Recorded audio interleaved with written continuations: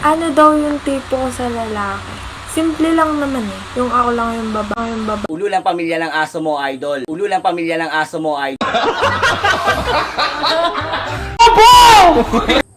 Na ang gusto nyo lalaki, na ang tipo nyo lalaki, na kayo lang ang babae at gusto ng mga lalaki dito sa mundo, ng mga lalaki dito sa mundo. Malitan yung nararamdaman. Malitan yung nararamdaman. Hihibang ka na, be. Wala nun dito sa mundo. Wala nun dito sa mundo. Oh my God. Oh my God. Oh my... Wala talaga nun dito sa mundo at hindi kami pinanganak kahapon at alam namin na bawal matulog pag basa ang ulo. Kaya wag mo kaming ginagago sa platform na to.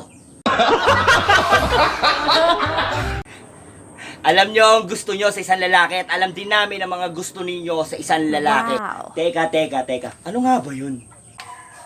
Alam ko na. Matangkad na magaling mag-basketball, nagwapo. Gago! Magaling sa kusina, madalit salita, magaling magluto, nagwapo. Nakatapos ng pag-aaral sa kolehiyo, nagwapo. Magaling magpamilya, family first ang inuuna kaysa sa iba, nagwapo. Nagwapo. Gago! Magaling sa lahat na may takot sa itaas, nagwapo. Takot sa itaas, nagwapo. Ano ka nasisira, ulo? Kaya be, wag mo kaming niloloko at ginagago sa platform na to, ha? Kaya sa walang sawa nakikinig sa pahina ni Ama, hapon sa atin lahat mga kamahina at sa walang sawa nakikinig sa bulastugan sa pahina ni Ama. Reaction lang to, reaction lang to, ha? Ingat kayong palagi and God bless all sa ating lahat.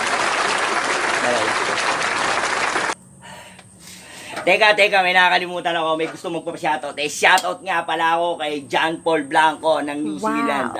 Since pinsan ko, ingat ka palagi dyan. And kay Agot ng Davao del Norte. Pare, magpalit ka naman ng short.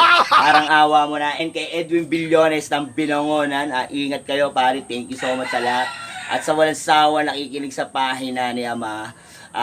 Thank you. And God bless all. Bye-bye.